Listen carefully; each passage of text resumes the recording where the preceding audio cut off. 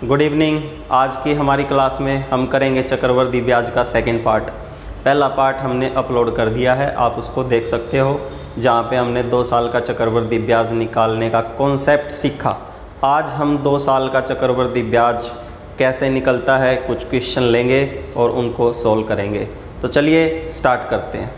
देखिए भाई, पिछली क्लास में हमने पढ़ा कि 2 साल का या 3 साल का चक्रवर्ती ब्याज निकालने के लिए हमारा एक फॉर्मूला काम करता है, a प्लस बी प्लस ए गुणा बी बटे 100।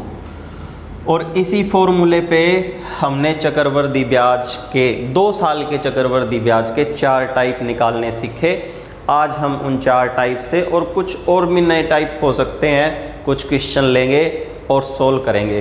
तो देखिए, फर्स्ट क्वेश्चन हमारा फर्स्ट क्वेश्चन है 12,500 रुपये का 8% वार्षिक दर से 2 वर्ष का चक्रवर्ती ब्याज क्या होगा। देखिए, 12,500 रुपये का 8% वार्षिक दर से 2 वर्ष का CI बताइए क्या है। ठीक है, हमको क्या निकालना है, CI। देखिए, आपके पास अगर दर है और 2 साल हैं तो हमको पता है कि 2 साल का चक्रवर्ती ब्याज निकालने के लिए हम क्या करते हैं, हम रेट को इस फॉर्मूले पे अप्लाई कर देते हैं, हमारा CI निकल के आ जाता है और वो होता है परसेंटेज में। तो देखिए कैसे करेंगे, 8 प्लस 8 प्लस 8 गुणा 8 बटे 100।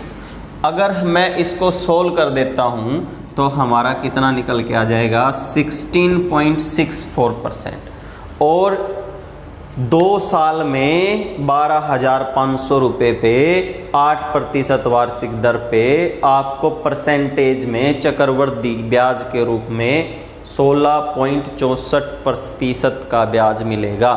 किसका मिलेगा, मूलधन का। ये आपका CI निकल के आ गया है। हमने बिल्कुल एक सिंपल से फॉर्मूले पे रेट को अप्लाई किया और यहाँ से हमारा चक्रवर्ती ब्याज निकल के आ गया परसेंटेज में। अब अगर आपको इसको रुपयों में चेंज करना है तो 12,500 को गुणा कर देते हैं 16.64 से बटे 100% के नाम का, और यहाँ से अगर 2 पॉइंट हटते हैं तो पॉइंट के नाम का। ठीक है, अगर यहाँ से सोल्व किया जाएगा तो देखिए 2 0 से 2 0 कैंसिल हो जाएंगी, 25 पंजा 125, 25 चौका 100, 4 से इसको काट देते हैं, 4 चौके 16, 4 एकम 4 और 4 छिक्का 24। अगर यहाँ से इसको सोल्व कर दिया जाएगा तो हमारा 2 साल का चक्रवर्ती ब्याज निकल के आ जाएगा, 5 छिक्का 30, 5 एकम 5 और 3 8 और 5 चौके 20। 2,080 रुपये आपको CI के रूप में 12,500 रुपये पे 2 साल में मिलेंगे।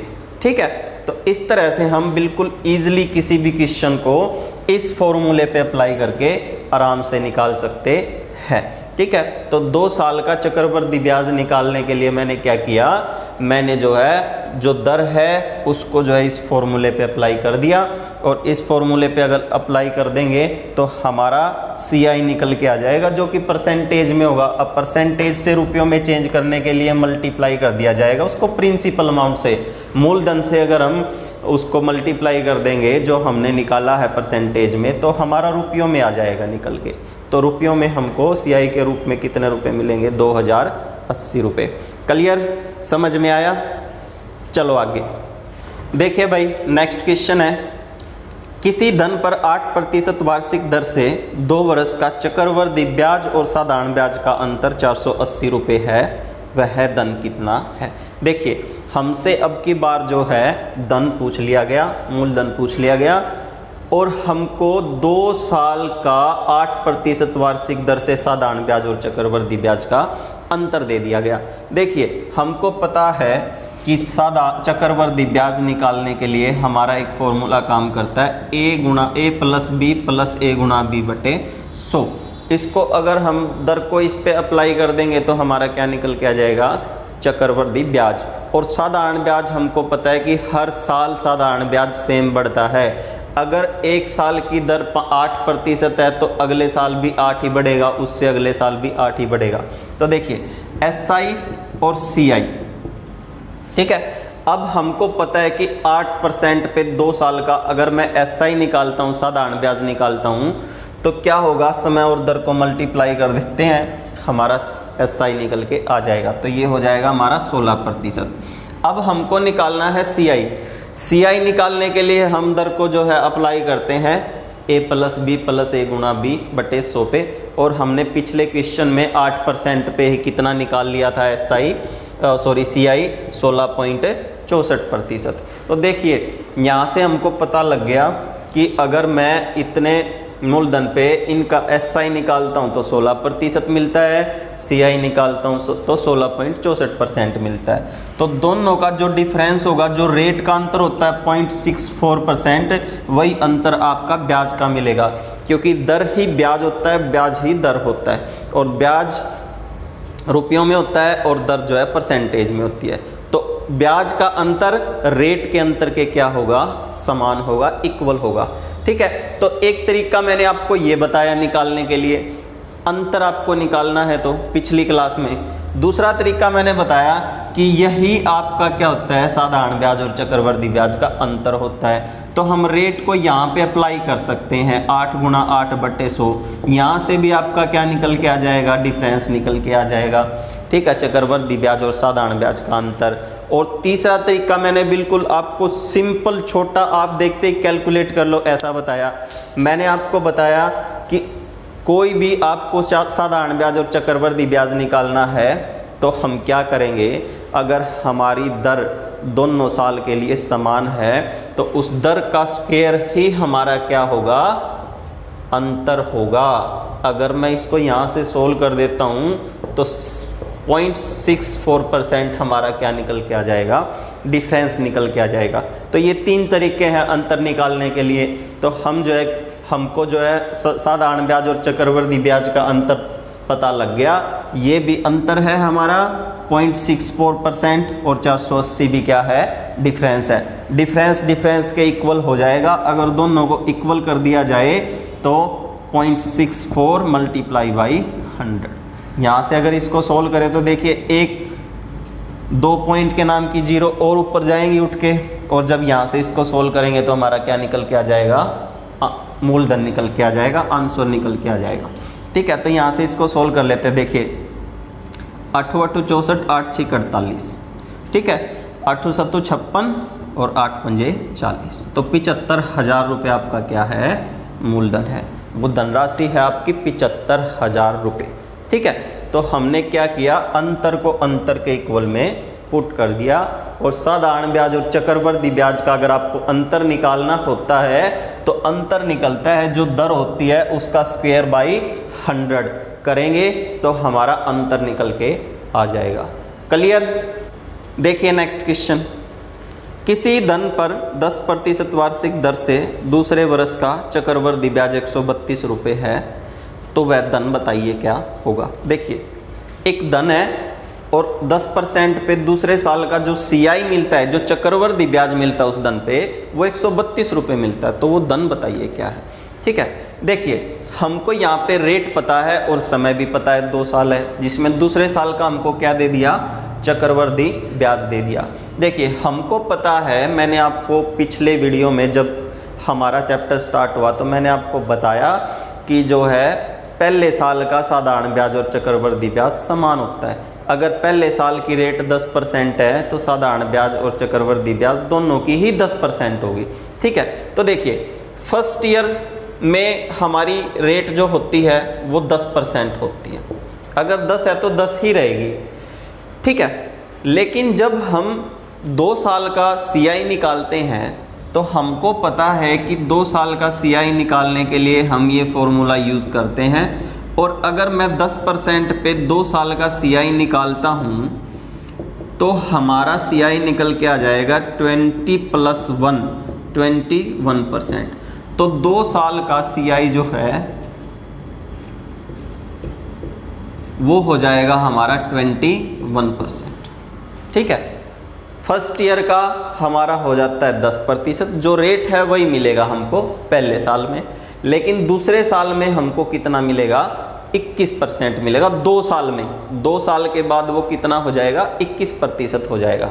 तो देखिए पहले साल में तो था 10% और 2 साल के बाद हो गया 21%। तो इसका मतलब ये है कि दूसरे साल में कितना परसेंट बढ़ गया, 11% बढ़ गया। ठीक है, 2 साल का हमको CI पता लग गया, यहाँ से 21% है, और पहले साल में मुझे 10% मिला, तो दूसरे साल में इसका मतलब कितना मिलेगा, 11% मिलेगा, तभी तो 21 होगा ना। जब 10 में 11 ऐड होगा तभी तो 21 होगा। और ये 11 कब ऐड हुआ, दूसरे साल में, क्योंकि पहले साल में तो 10 ही है ना, तो दूसरे साल में कितना परसेंट ऐड हुआ, 11%। ये 11% क्या है, दूसरे साल का CI है, दूसरे साल का ब्याज है। ठीक है, ब्याज के रूप में दूसरे साल में मुझे 11% मिलता है, पहले साल में 10% मिलता है, और दोनों को मिला के 2 साल में 21% मिलता है। तो दूसरे साल का हमारे पास क्या निकल के आ गया, CI निकल के आ गया 11%। अगर ये दूसरे साल का CI है तो ये भी तो दूसरे साल का CI है। रुपयों में बोले तो 132 रुपये मिलते हैं दूसरे साल में, और परसेंटेज में बोले तो 11 रुपये मिलते हैं। तो ये भी CI दूसरे साल का और 132 भी CI दूसरे साल का। अगर दोनों को इक्वल कर दिया जाए तो बटा में यहाँ पे आ जाएगा 100% के नाम का, 11 से इसको काट देंगे, 11 एकम 11, 11 दूनी 22, 100 उधर जाएगा उठ के, तो हमारा मूलधन निकल के आ जाएगा 1200 रुपये। ठीक है, 100% होता है ना मूलधन, तो परसेंटेज में मूलधन की वैल्यू कितनी है, 100% है, तो यहाँ से हमने 100 की वैल्यू निकाल ली, तो कितना हो गया, 1200 रुपये। ठीक है, आपको यहाँ पे दूसरे साल का क्या दिया है, ब्याज दिया है, तो हमने क्या किया, दूसरे साल का चक्रवृद्धि ब्याज यहाँ से निकाल लिया। और दूसरे साल का अगर हमने चक्रवृद्धि ब्याज निकाल लिया तो जो है हम दोनों को इक्वल में पुट कर देंगे यहाँ से, और इक्वल में पुट करके 100% की वैल्यू निकाल लेंगे, 1200 रुपये हमारा आंसर निकल जाएगा। क्लियर, समझ में आया। चलिए आगे नेक्स्ट क्वेश्चन देखिए भाई, हमारा नेक्स्ट क्वेश्चन है 5000 रुपये का 2 वर्ष का चक्रवृद्धि ब्याज तथा साधारण ब्याज का अंतर 72 रुपये है, तो ब्याज की वार्षिक दर कितनी है। अब की बार आपको जो अंतर दिया है वो परसेंटेज में ना देके वो रुपयों में दिया है आपको। देखिए, हमको यहाँ पे क्या नहीं दिया, दर नहीं दी, दर हमको निकालनी है। ठीक है, मूलधन है 5000 रुपये, समय है 2 वर्ष, CI और SI का डिफरेंस है रुपयों में। ठीक है, और दर हमको निकालनी है यहाँ से। देखिए, सबसे पहले तो हमको पता है कि हमारा जो 2 साल का CI है वो कैसे निकलता है, A + B + A × B बटे 100। इस फॉर्मूले पे रखते हैं, 2 साल का CI निकल के आ जाता है। लेकिन अब की बार हमारे पास दर नहीं है, क्योंकि इस फॉर्मूले पे हम दर को ही रखते हैं। लेकिन मैंने आपको 2 साल का CI और SI का अंतर बताया कैसे निकलता है। हमको पता है कि जो 2 साल का CI और SI का अंतर है वो ये है, क्योंकि यहाँ तक तो समान रहता है। ठीक है, डिफरेंस कौन क्रिएट करता है, ये क्रिएट करता है आपका। तो ये तो आपको दे दिया ना 72 रुपये, A × B किसके बराबर है, 72 रुपये के बराबर है। ठीक है, अंतर तो आपको मिल गया ना A × B, क्योंकि जो समय का जो दर का अंतर होता है वही क्या होता है, ब्याज का अंतर होता है। ब्याज ही दर होती है, दर ही ब्याज होती है, अंतर अंतर के बराबर होता है। ठीक है, तो आपको जो अंतर है वो दे दिया है आपको, और यहाँ से जो अंतर निकलता है ना वो परसेंटेज में निकलता है, और अंतर है आपके पास रुपयों में। तो अगर मैं क्या करूँ, इसको यहाँ पे परसेंटेज में चेंज कर दूँ, इसको 72 को हम परसेंटेज में चेंज कर दे तो हमको ये मिल जाएगा A × B।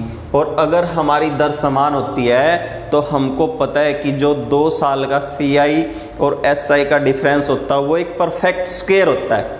ठीक है, तो यहाँ पे जिसका भी स्क्वायर आएगा वही हमारा क्या हो जाएगा, दर हो जाएगी। ठीक है, तो देखिए अब मेरा काम ये है कि मैं क्या करूँगा, 72 को परसेंटेज में चेंज करूंगा, क्योंकि ये अंतर रुपयों में है तो मैं क्या करूंगा, अंतर निकालूंगा, लेकिन वो परसेंटेज में होगा। कैसे, 72 रुपये का जो डिफरेंस आया है कितने पे आया, 5000 रुपये पे ही आया है ना, तो 72 जो है 5000 का कितना प्रतिशत है हम ये निकाल सकते हैं यहाँ से। ठीक है, हम ये निकाल देंगे तो यहाँ से ये सोल्व हो जाएगा, और जब इसको सोल्व करेंगे तो यहाँ से आ जाएगा 1.44%। ठीक है, 1.44%। तो देखिए 1.44% किस दर का परफेक्ट स्क्वायर होता है। अगर पॉइंट को हम भूल जाएं, हम यहाँ पे क्या रखें, सिर्फ 100 रखें, 144/100। मैंने आपको बताया था अंतर निकालने के लिए हम क्या करते हैं, दर का स्क्वायर बटे 100 करते हैं। तो ये दर का स्क्वायर किस दर का स्क्वायर है? 12%, क्योंकि हमारा 144 जो है 12% का ही स्क्वायर होता है। अगर मैं यहाँ पे 12 + 12 गुणा 12 करता हूँ तो यहाँ से अगर इसको सोल्व करेंगे, देखिए यहाँ से तो 24 आएगा, प्लस यहाँ से कितना आएगा? 1.44% आएगा।